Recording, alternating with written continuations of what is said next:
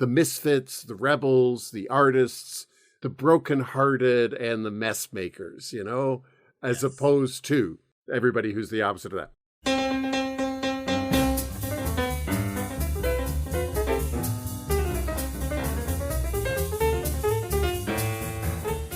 This is the Gospel of Musical Theater, a priestly look at some of your favorite musicals, with your hosts, Cathedral Deans and Musical Theater Queens, Nathan LaRude and Peter Elliott. This is the Gospel of Musical Theater. I'm Peter. I'm Nathan. And this is our kind of look at musicals on film. I guess that'd be the way we could describe this. Summer in the drive-in. Summer at the movies. Summer movie musical drive-in. Happy hour, fizzy, fun, fantasy. We don't have a good title for this thing, but it's all about silliness and fun and enjoying going to the movies on a hot summer night. So if you're sitting out in the yard, pour yourself another drink. If you're on a walk, driving, do not drink. Grab yourself another coffee, a little bit of water. Here we go. Today it's LaLa Land, the 2016, I should say, musical film written and directed by Damien Chazelle, with Ryan Gosling and Emma Stone. Chazelle and Stone, Best Director at the 2017 Oscars. Youngest ever recipient, Youngest I think, of Best ever Director, recipient. 32. This is his first major Hollywood film out of the gate. His calling come card. On, right? Yeah. Canadian Ryan Gosling. I just have to put that in somewhere along the way. You're welcome. Where in Canada is he? Is he Toronto born? London, Ontario. London. Okay. 1980 born, and really, there's so many breakout films for Ryan Gosling. This one in particular, I think, really shot him to stardom. Well, this is in some ways this road will lead directly to Ken, right? Yes. Like this boy, he was a Mouseketeer. Is that true? He was a Mouseketeer. That's exactly right. Yeah. So like he is a singer and a dancer. Learned to play the piano for this film. Was not a pianist, and my understanding is did all his own stunts at the piano. So did pretty well. But I think this is sort of where he's establishing himself as like, I can sing, I can dance. So Barbie is the next stop on this particular Ryan Gosling train. He's great. So it's LaLa Land. It's Los Angeles. It's Southern California. Just before doing a plot summary, the colors in this film, the direction, the art direction of this is extraordinary. It's a beautiful film. It's a beautiful film. The costuming, every scene is a painting, right? It's pop art. Like the pool scenes are David Hockney. Yeah. The planetarium scenes are right out of An American in Paris. Hollywood musicals of the 1950s and 60s are very much there's a lot of callback references. Rebel Without a Cause plays Umbrellas of Cherbourg is here. There's a lot of kind of classic Hollywood filmmaking moments that get referenced. And it begins with maybe one of the best openings of a movie musical ever, a song called Another Day of Sun, and it is all singing and dancing in a traffic jam. Very Los Angeles, right? Cars very backed up for hours, and people sort of having a beat while they're in the car. Then one girl gets out of the car and begins to sing.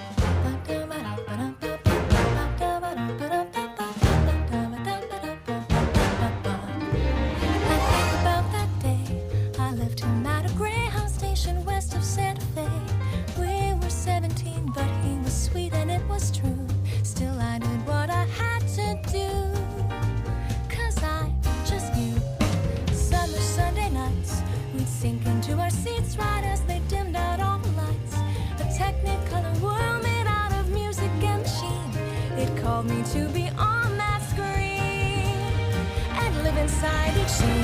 Without a nickel to my name, hopped a bus, here I came. I could be brave or just insane.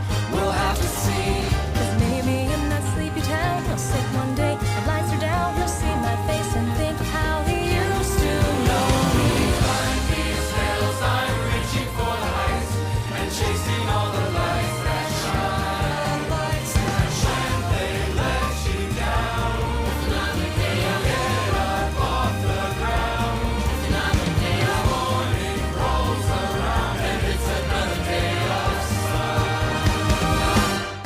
it's a brilliant scene. It took a long time to film, apparently. Crane shots, all that sort of stuff. Actually on the highway, not blue screened. No, and a lot of it in one take, which I'm assuming is actually a lot of the musical sequences in this film. I think were the aspiration was to do them old style, right? Like all in one take, which is, I mean, especially with that many dancers and that many. I mean, that's a technical feat to get that much synced up in all in one take. It's an amazing feat. That opening number is incredible. So we have two aspiring artists, Mia and Sebastian.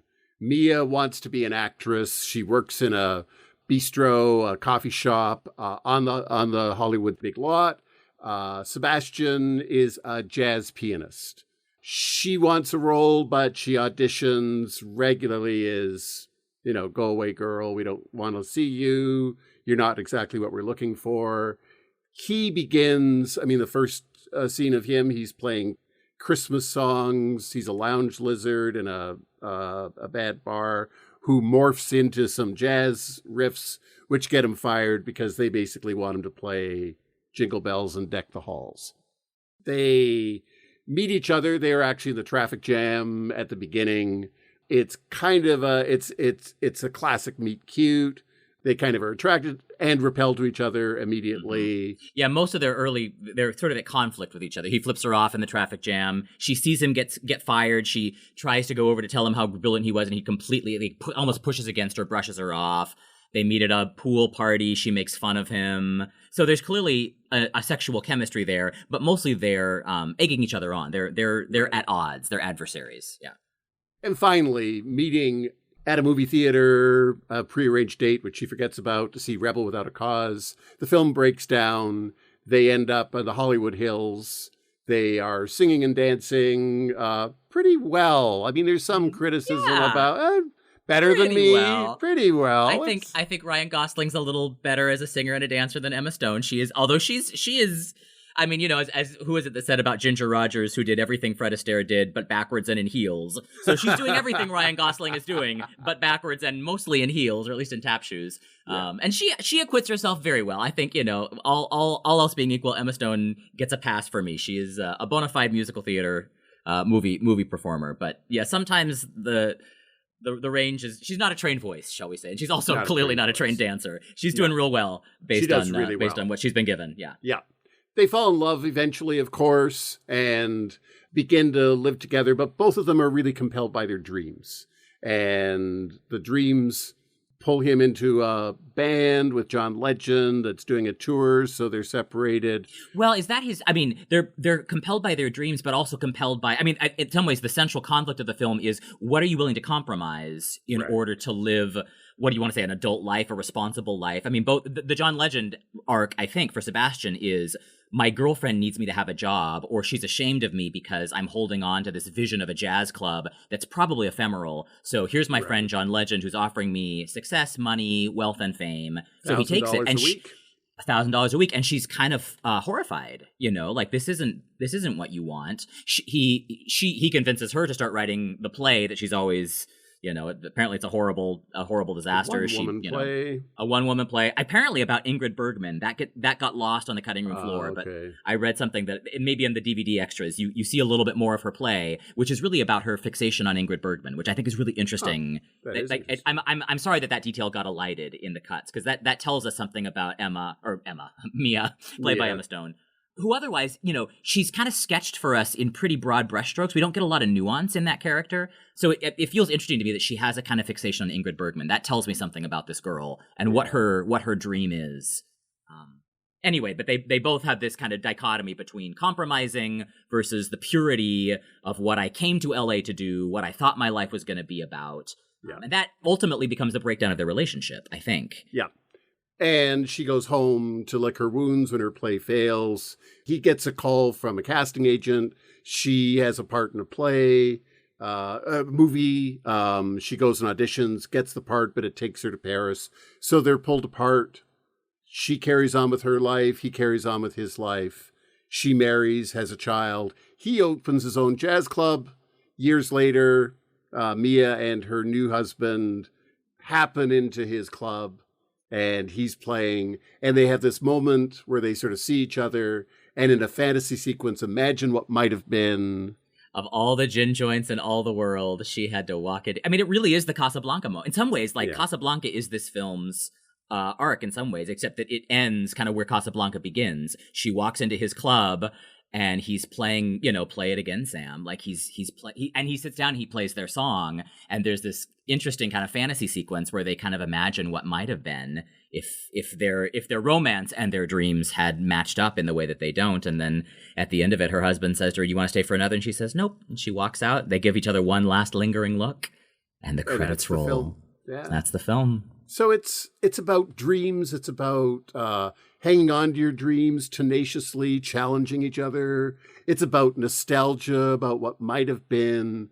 One of the folks I read about this said it's a midrash, the Hebrew notion, Jewish notion of taking a story and playing with it on movie musicals generally. There's lots of references in it. I think it is.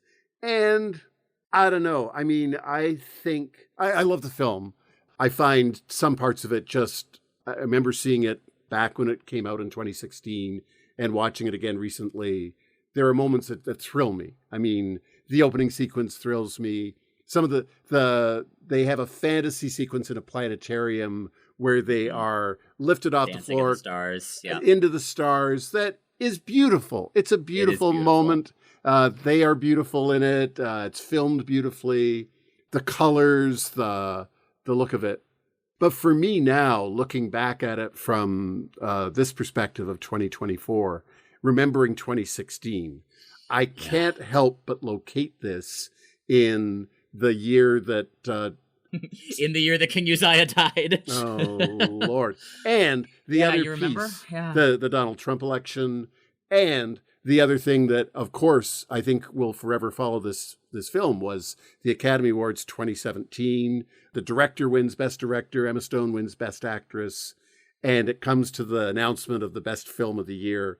And who was it? I can't even remember who it was who... Faye Dunaway. It was Faye Dunaway who didn't have her glasses on and was handed the wrong envelope. I think where there's a lot of conspiracy theories around this moment, but my understanding of what happened is that she accidentally, either she picked up or was handed Emma Stone's envelope. And so she saw the film La Land, and she said La Land as Best Picture. The La Land, the room erupted into applause.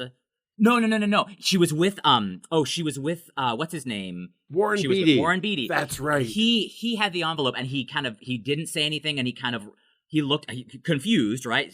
Seeing Emma Stone La Land, knows. And so she you old coot, why are you playing games with me? She grabs it out of his hand, looks at it quickly, and says La Land. He knows that's not right. She doesn't know yet, but for 2 minutes, Damien Chazelle gets up there, starts his acceptance speech. The entire La Land cast is up there. Emma Stone's up there having just won. They're having their great celebratory moment. Our film has just won Best Award. And they get like a full 3 minutes into that acceptance speech before finally one of the producers makes everybody aware, hey, you guys, you announced the wrong film. It's one of the... I mean, that and the slap a couple years ago. Yeah. Those are, Will I mean, Smith. Sort of two of our contemporary iconic moments of just, I mean, everybody in the room holding their breath to see what the fuck is going to happen. They're kind of horrifying moments of embarrassment and shame and cringe and all of the things. Yeah. Well, and it oddly parallels or reflects the 2016 election too, where it does. There was this great hope for those of us on the sort of liberal side of things that Hillary Clinton would break the glass ceiling. Well, not just a hope. We assumed, right? Yes. Like we just assumed that she was going to win, obviously, right? I remember and getting that Donald up that Trump morning. was a joke. Yeah, we all thought he was a joke. Like nobody took him seriously. Nobody.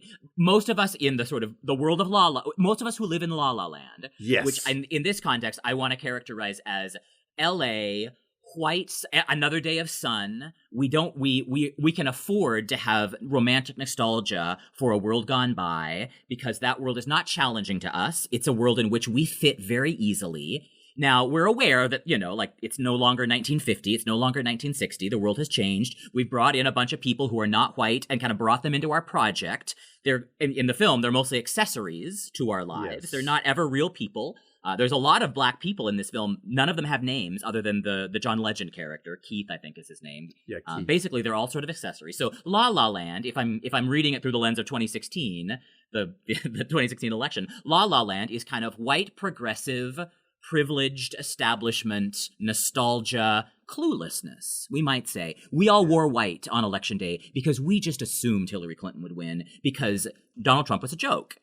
And then we woke up that morning and thought, oh, fuck, we have been living in La La Land. The world we thought we were living in was a total fantasy and was maybe never true to begin with, but certainly what a rude awakening. So that is kind of, I think, what gets illustrated in the Oscars that year, right? Yeah. Where the room erupts into applause. Hollywood and all of its la-la-ness erupts into applause because, of course, La La Land's going to win. It's about us. That's our film. This is who we are. And it's like, no, you guys, it's Moonlight. Like, the trajectory of this thing is much more complicated. It's intersectional. It's black. It's queer. It's a different. I mean, like it's Donald Trump. Donald Trump doesn't show up in Moonlight. That's no, but I get it. Break down a little bit. It anticipates George Floyd. It anticipates George Floyd. I think that's right. All of that sort of thing. Yeah, and I think the self-congratulatory edge of La La Land is we have remade the movie musical so that it's not the happy ending that the boy gets the girl. The boy and the girl don't get each other. They fall in love, but it doesn't work. Their lives take different paths. Isn't this interesting? And haven't we subverted the story? Yeah, that was kind of Damien Chazelle's, I think that was what he was trying to do, was sort of tell a quote-unquote contemporary story through the lens of the classic movie musical genre. And at one level, I think, that's interesting. Although it's basically just the plot of Casablanca. So it's not, that's not actually, I mean, maybe that's a contemporary story. Sure. I mean, there are ways in which it does, when she has her kid at home and she's, I mean, in what seems to be a very happy marriage with a guy that she loves. Yeah. But, she walks into this thing and they gaze at each other and there is, like they represent something lost for each other. They never actually, there's no conversation. There's no connection. They share a little bit of a musical fantasy sequence. It is basically Casablanca. She goes off, with Victor Laszlo.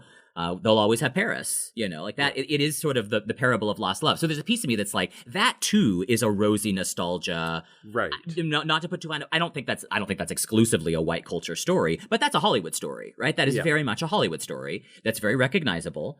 And is not particularly innovative in any. I mean, what might be more interesting, is if they like carry on some sort of affair and have some, whatever. Like, I don't need to go too far down. The film stays very much in the zone of classic movies, in a way that I think like that makes sense to me, right? Like it is very much updating an older genre that many of us, I mean, like this podcast is all about that, right? Like movie musicals. Right. So that's what I grew up on.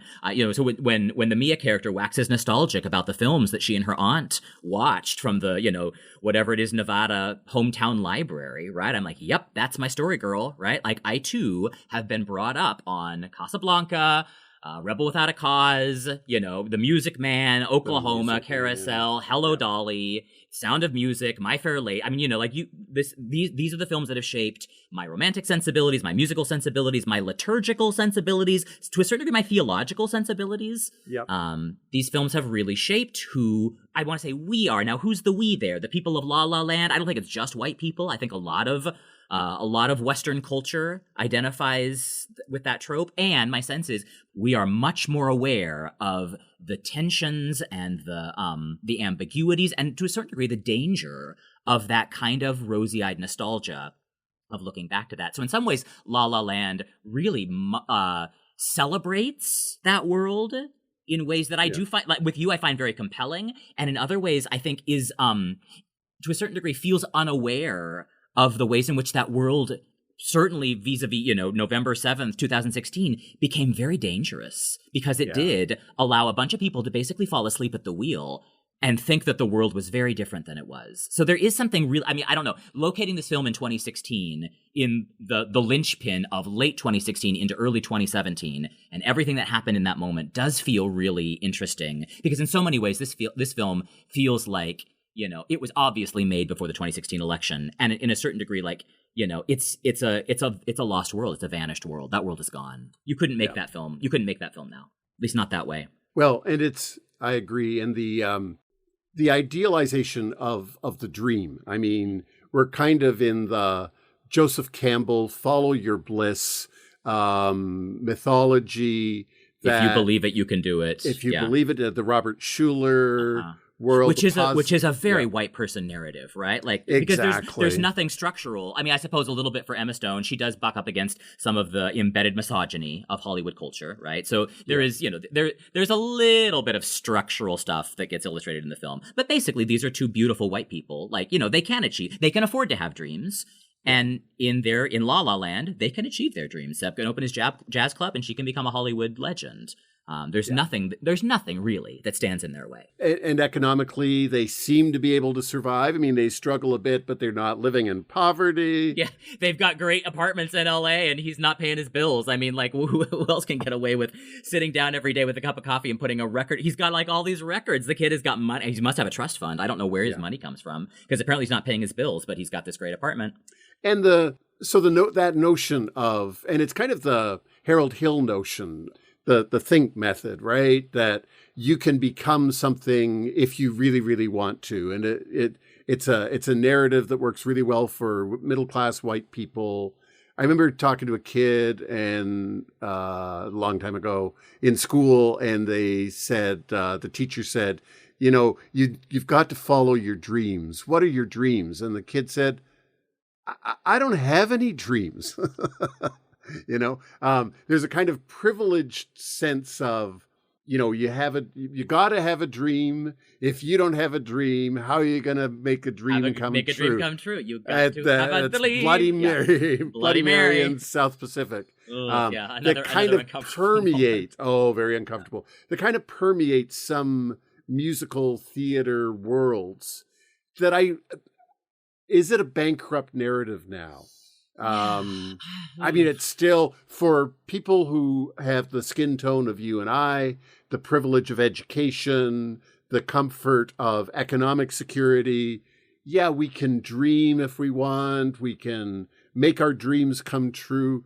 But good Lord, there is the vast majority of humanity that, and I'm not saying give up on your dreams, like not at all, but it reminded me when I was thinking about this the other day that when I was at seminary a long time ago in the 1970s, the dean of the seminary, Harvey Guthrie, a sainted man, a lovely guy, a brilliant scholar. He became a friend. He preached at my ordination of the priesthood a long time ago.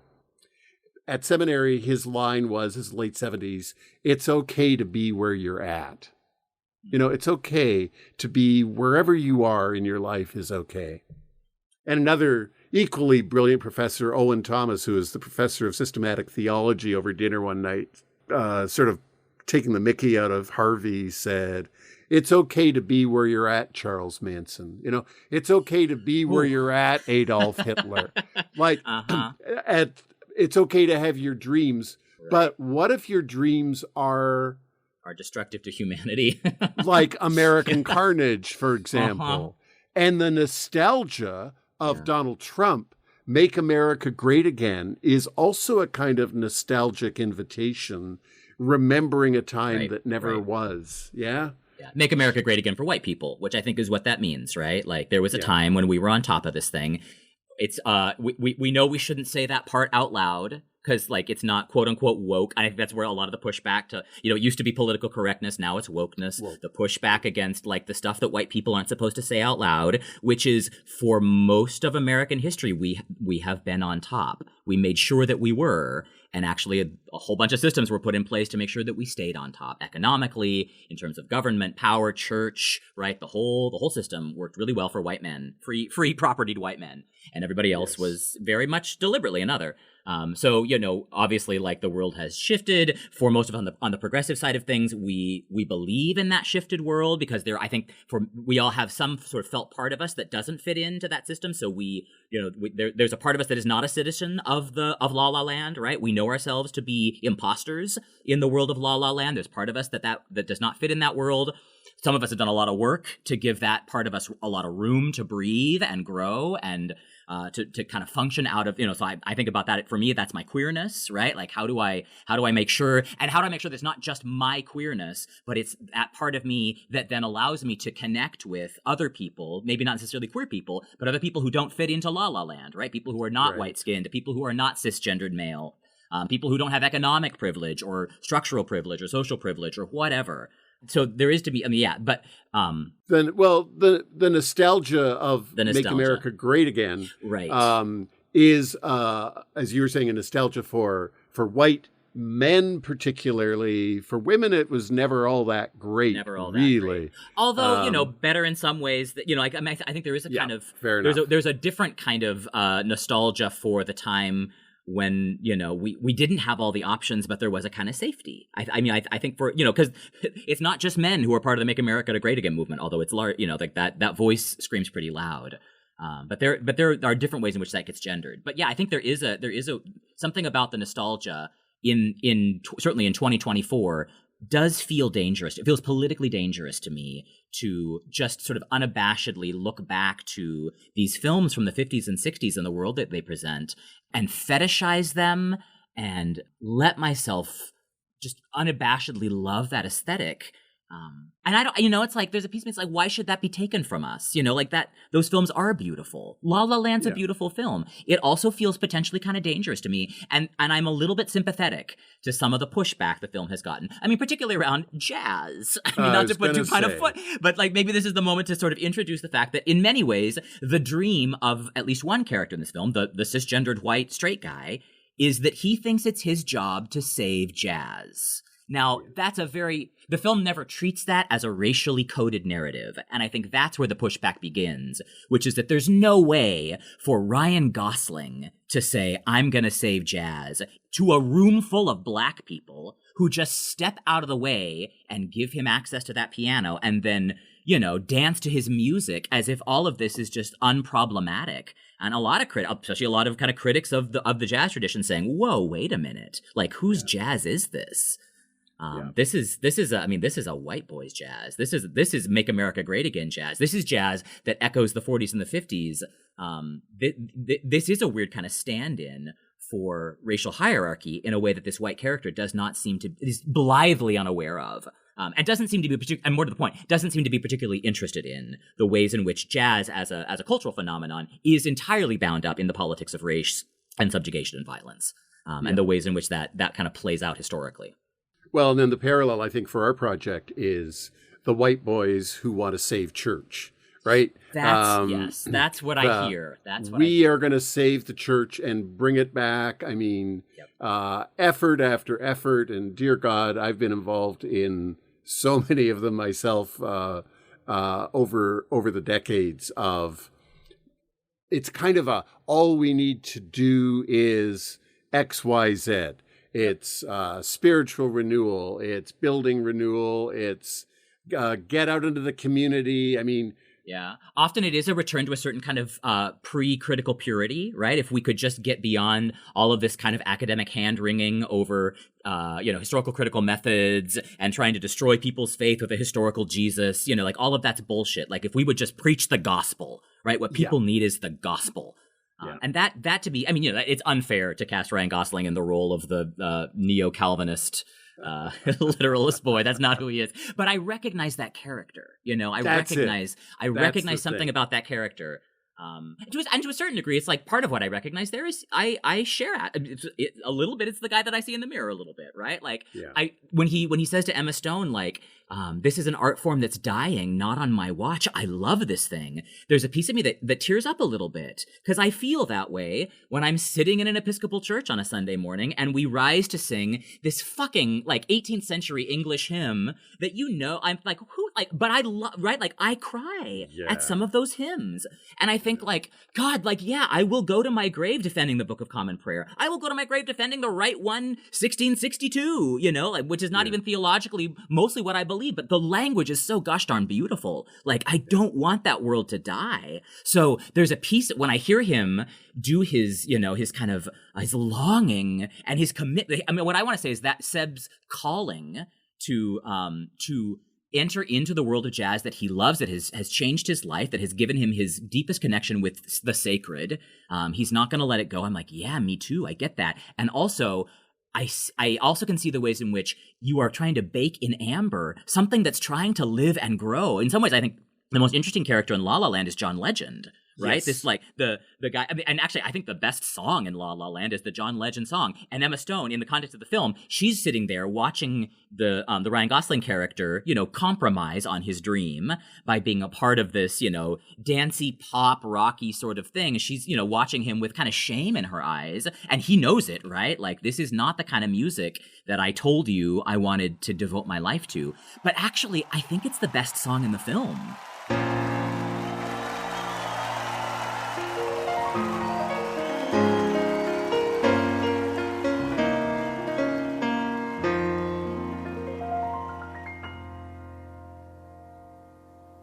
I don't know why I keep moving my body. I don't know if this is wrong or if it's right. I don't know if it's the beat or something's taking over me. And I just know I feel so good tonight.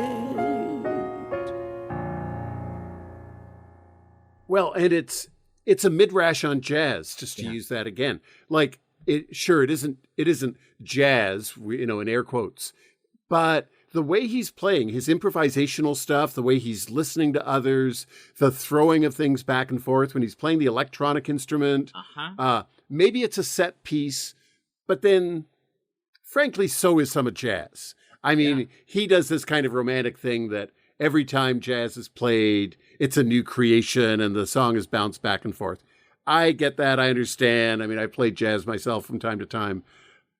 But there's also a set piece that goes on with jazz. There is, when it's on tour, it is not always 100% improvisational. Right. What is wonderful about jazz is its free expression. And in that, just to your point, in that John Legend song, I had more of a free zone musically in that moment, watching him bringing his jazz chops into a pop song, but it was more than a pop song. More than a pop song. Well, because what he's doing, and I'm not super, I don't know John Legend's music all that well. I don't know how much of this is actually John Legend, but in the context of the film, my sense is like he's bringing in funk, he's bringing in soul, he's bringing in R&B. So it's not just, amber baked jazz that ended in 1950, Sebastian, right? Like Black people have we continue to iterate on African styles of music. Jazz is one aspect of it, but that jazz trajectory leads into soul and funk and R&B and hip hop. It's like music didn't stop with Charlie Parker. And I think that's not what, in the context of the film, it's a moment of regret for the character, right? I've compromised on my dream, but I think like in the larger story that can be told here, that's where the jazz, if what jazz is, and I think actually the John Legend character says this to the character at one point, like the legacy of jazz is it's always changing, it's always new, it's always fresh, it's always alive. Like if you're going to participate in jazz, this is where jazz is right now. And what he wants to do is open up some kind of club in a corner where he can hang out with his friends and play Charlie Parker tunes. It's like, that's a museum piece. And that's nostalgia again, that's nostalgia. Right? And that feels to me ecclesiastical, right? Like I have been to churches where I was like, right, this is a museum. What we're doing is a museum liturgy. We're preserving something in amber that basically ended in about 1910. Like this is an attempt to, you're being generous. I'm being generous there, and to a certain degree, it's like I go to it's like I'll go to Evensong. I love Evensong. I love when I go to an English cathedral and it's all, to a certain degree, it is like relaxing into the deep embrace of the past in a beautiful restorative way, right? And I think a piece of that is whatever happened to be occupying me in this particular moment, I'm allowed for a minute to reimagine it, recontextualize it in the broad sweep of history and understand myself to be a tiny little blip in this much larger story. It's not about me. It's not about whatever particular fight I'm having today with members of my vestry or my bishop or whatever, right? Like this thing is going to outlive me. I'm just a little thing in it. So there is something very beautiful to me about engaging in historical art forms that do allow us to become practitioners in something that goes way, way beyond us and that has preceded us. So there is a narrative here that I find really interesting. It's the jazz narrative, but I can map that onto church. I can map that onto a million different pieces. And there is a piece of me that's like, if the voice of the Holy Spirit is in this film, I think it's John Legend. I agree. Saying, jazz is about keeping things new, keeping them fresh, speaking to the world that you're in, not the world that you miss. So that does feel to me like a message of the church in some interesting ways. And bringing forward, I'm thinking of Jesus' words, the householder who brings out of their treasure things that are old, a storehouse, things that are old and things that are new. And it seems to me what John Legend does in that scene is things that are old and things that are new mixed together. And that is the project as opposed to recreating the past. Yeah. Yeah. Although the film, these two characters at the center of the film, I think about that scene where everybody around Emma Stone is losing their minds, because of the power of what's happening. And she is standing there horrified, gazing at her boyfriend, who she sees as, who has failed her, right? In some ways, I think that's the end of their relationship, is when she sees him participating in this thing that she finds, they're throwbacks. They don't belong in this world. And I think the film wants us to see that as a kind of purity that they have, right? They are unwilling to compromise. She's basically Ingrid Bergman throughout the film. She's a Hollywood starlet who never wears a skirt above the knee and dances beautifully the same steps that Ginger Rogers danced, basically, in 1945. He is this kind of, jazz cat who, noodles on the keys and sits down on Charlie Parker's stool. But they're these kind of pure throwbacks. And I think the film sees that as laudable. And there's a piece of me that's the part that I find uncomfortable. I don't think that's a laudable story to tell. Certainly, I don't think it's a helpful story to hand to young white people as this is your way through. Hold fast to the dream of 1950 and don't let it die. It's Right. I think that dream has failed us in every conceivable way. So I'm all for nostalgia in some sense. I do watch those movies and I love those movies. I'm not willing to stop watching The Music Man. And I there's also a piece of me that finds this story kind of potentially scary. I know. Can we talk for a moment about I think what won Emma Stone the Academy Award is the song that she sings at the audition. The audition song, yeah. I was just watching it again last night. She is so fabulous in that scene. She's good. It's the camera doesn't move. It's all on her. She sings not great, but well enough. No, but she doesn't need to be great in that scene. It begins kind of unaccompanied. And then she kind of begins it's Here's to the Ones Who Dream. Is that the? Here's the Ones Who Dream. My aunt used to live in Paris. I remember she used to come home and she would tell us these stories about being abroad, and I remember she told us that she jumped into the river once. Barefoot. She smiled. Leapt. Without looking. And tumbled into the sand. The water was freezing. She spent a month sneezing, but said she would do it again. Here's to the ones who dream, foolish as they may seem. Here's to the hearts that ache. Here's to the mess we make. And it's got this great line, this beautiful poetry, I think. So bring on the rebels, the ripples from pebbles, the painters, the poets and plays. And here's to the fools who dream. Here's to the hearts that break. Here's to the mess we make. Mm-hmm. It's a beautiful song. It's a beautiful song. It is, I think it's the film's thesis. It's the 11 o'clock number. It's the 11 o'clock number. It's the film's thesis, right? That like there's something beautiful in those who devote themselves to a lost cause. And I'm using that term very deliberately because I mean, I don't know. I don't need to belabor the political point here. But this is basically a tribute to the lost cause and those who hang on to the lost cause. And she's raising her glass. Now, there is a kind of bittersweet quality of the song. She's talking about her aunt jumping into the Seine.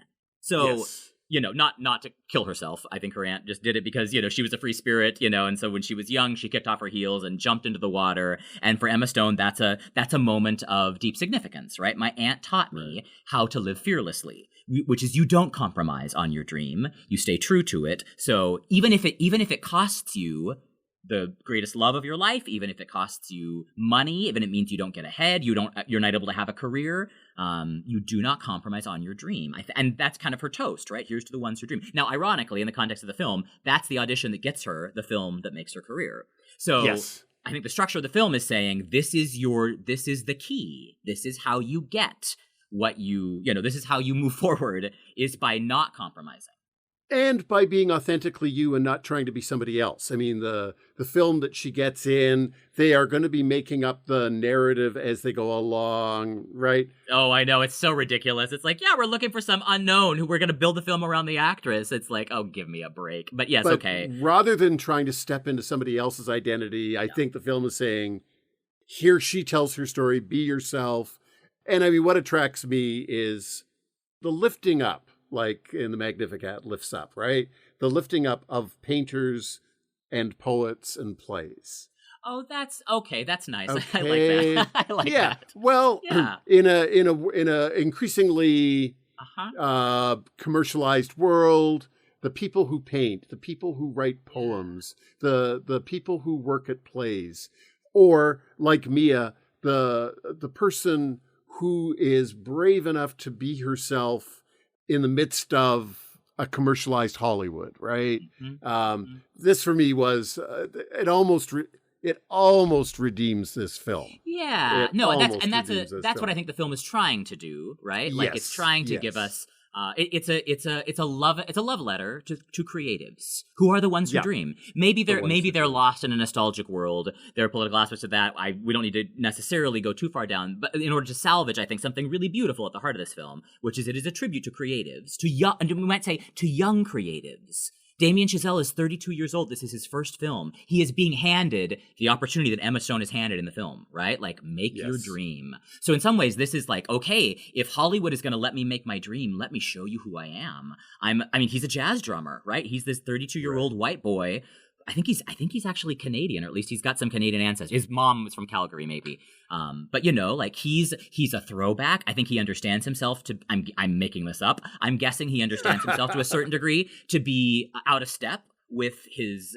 I went to college with boys like this. I remember, and to a certain degree, we're all like, yeah, they're all brilliant. But my God, they were insufferable. Like they were all like super annoying at parties, and they wanted to bend mansplain jazz to you, and it's like, oh my God, like get out of my face, you asshole. Like, so like there's a piece where it's like, I don't think I would like the guy if I met him. I do find his vision kind of beautiful and compelling, right? For every queer kid who didn't feel like they fit in, so we found a refuge in Marlena Dietrich impressions and Julie Andrews. It's like, yep, I have my own version of the story. It's not jazz. It's the divas of the 60s and the 70s. But whatever, right? We've all got our escapism. Sure. And here's to the ones who dream, right? Here's to the ones who kind of make sure that culture doesn't die. Now, hopefully we can move it forward. I think that's what Damien Chazelle would say. I'm trying to move this thing forward. I'm trying to craft a contemporary story using the material, the music, the tropes, the films that I love, because I think other people love them too. And there is a piece of me that's like, yeah, give that boy a film. Like give that, like this is a vision that I do want to see. And celebrating rebels. I mean, there's no mistake that it's Rebel Without a Cause that they go to see. And the hearts that break, cherishing the moments of heartbreak and the mess we make. Like, I'm thinking about the way that in the best of Christian theology, the worst thing that can happen isn't that you make a mess, because forgiveness reigns, right? And so the permission to make a mess, to get it wrong, the joy of being wrong, all of that gets celebrated in this amazing, I think, Oscar-winning moment for Emma Stone of telling a story and celebrating the misfits, the rebels, the artists, the brokenhearted, and the mess makers, as opposed to everybody who's the opposite of that. The ones who are perfect and get it right. Yeah. Okay. Yes, that is. Yeah. That's pretty close to gospel. I think that'll preach. I think it's a good sermon that she preaches. I find that moving and compelling. There are parts of that story that I do want to pick at. But yes, in the context of the film, I think what a beautiful story about artists and the cost of the artist. And this is one of our favorite themes, Peter. Sunny in the Park with George, right? Look, I made a hat. Exactly. I mean, you and I, I think anybody who lives out of a place of vocation, right? I am trying to do not just what will make me money, but what I believe I have been put on this earth to do. Yes. And I'm aware that sometimes that puts me out of step with everybody around me. So how do I hear what I want to call the voice of the Spirit calling me forward when everybody else around me is, everybody says don't, everybody says don't, everybody says don't, don't. It isn't nice, right? Like so much of art is about artists trying to figure out what their through line's going to be. And along the way, I mean, some of the best art is about artists. And here's these two artists who find each other, who fall in love, who challenge each other to be authentic, to do what it is that they are called to do, right? Their vocation. Yeah. It ultimately breaks up the relationship, but they are free to be who they are. I mean, it's a great story, but it's got this wrap around it of 2016 that makes me question nostalgia. Yeah. And so it's, complicates it. Right. So we don't need to I think we can be sophisticated enough as an audience in 2024 to hold that tension, right? I don't have to stop loving the things I love just because I understand the ways in which they can potentially be very, very tricky, very potentially violent and conducive to a LaLa Land. I can be sophisticated enough to love what I love and also to pick it apart when I need to and make sure that I'm not seduced into a fantasy that's going to blind me from the realities around me, but also continue to be who I am and love the stuff that makes me happy, even when I'm willing to. I mean, that's my relationship with Christianity, right? To talk about something that's done incredible damage to all kinds of people, I still love the thing. So I'll devote my life to picking it apart for people, but also I don't want to lose the fact that at the basis of all of that is a deep love, a deep devotion to this tradition and what I think it cultivates, which is the Spirit of the living God. Now that's not really what Emma Stone. I don't know that she's doing all of that in her sermon, in her audition piece, but some of that is where I go with that piece, and that feels to me that's a sermon that I need to hear sometimes. So, if you're listening to this in the summer, find LaLa Land on your streaming feeds. Streaming device near you. Fall in love with it and be critical of it, and gee whiz, Right. Emma Stone sings a bit of madness is key to give us new colors to see. Who knows where it will lead us? That's why they need us. So bring on the rebels, etc. Yes. Well, I don't know that another white actress is really what we need, but I am willing to hear it from her because she is an incredibly talented actor, and I love her in this film. She deserves the win. Until next time. The Gospel of Musical Theater is a production of Trinity Episcopal Cathedral in Portland, Oregon. Join Peter and Nathan every other Friday right here in your podcast feed, and connect with us on Instagram and Twitter at gospelofmt. Learn more and support us at trinity-episcopal.org/podcasts. See you next time.